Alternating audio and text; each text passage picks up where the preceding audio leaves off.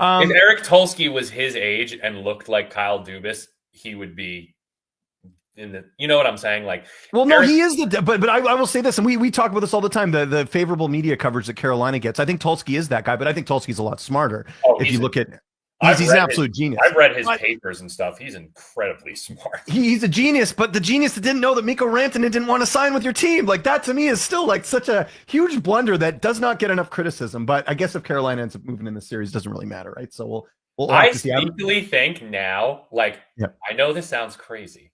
Yeah. And I already said something crazy before saying that I genuinely believe Carolina's going to win in 5. Yeah. I actually think they can win the Stanley Cup this year. This isn't the first time I've said this in the last 4 years. This is probably the second time I've said this in the last 4 years. I just think and when I break down stuff gambling wise and prediction wise, the balance of analytics to the eye test. I probably lean 70% analytics and 30% eye test.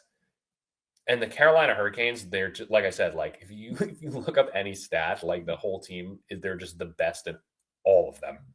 And I just something deep down inside me believes the Washington Capitals are frauds. That's fair. I just don't know if Florida gets past Toronto. I don't know if they get past Florida. Remember what happened last year, right? Rod Brind'Amour, I'll never forget those post-game, scrums where he's just like, I don't know what's going on. Like everything worked earlier in the season and we don't have an answer for Florida. Remember, they kind of just crumbled against Florida. Now, maybe that's a thing. Like, remember the year before with Florida and Vegas, like you get over the hump the next year. But I don't know. Like, I still think Rod Brind'Amour's coaching style, I don't know if it's playoff winnable. Like, I don't know. Like, again, I don't disagree with them beating the Capitals.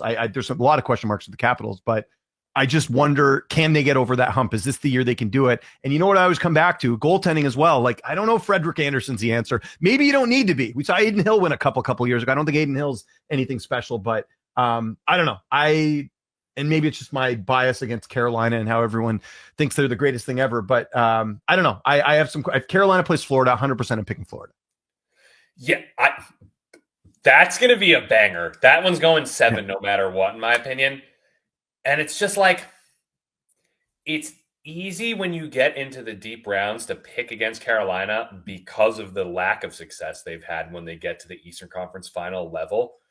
And on top of that, although they're analytical darlings, they don't play the most entertaining style, which is another reason people pick against them.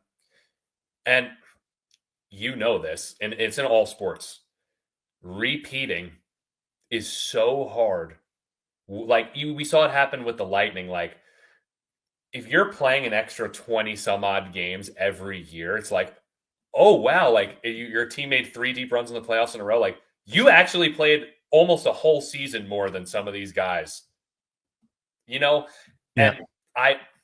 this is another thing that I think takes a big influence on the outcome of this Carolina Hurricanes run is normally at the end of the regular season, like they're winning like 9 out of their last 10 games. They're on an absolute heater. This season, they barely had a 500 record closing out the season, and they weren't in top form.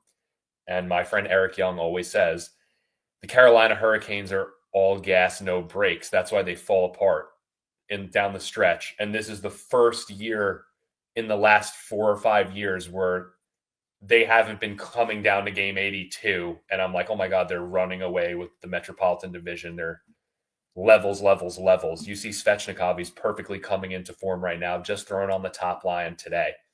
And I just feel like it's so easy to pick against them until they do it. And I think just like when Colorado won, like everyone doubted them the year they won because they failed so many times and let us down. But sometimes it just takes one magical run. Yeah, and we saw that with St. Louis even. I mean, they were a game away from going to the second round, and nobody would have predicted that earlier in the season with the run they sort of went on. We got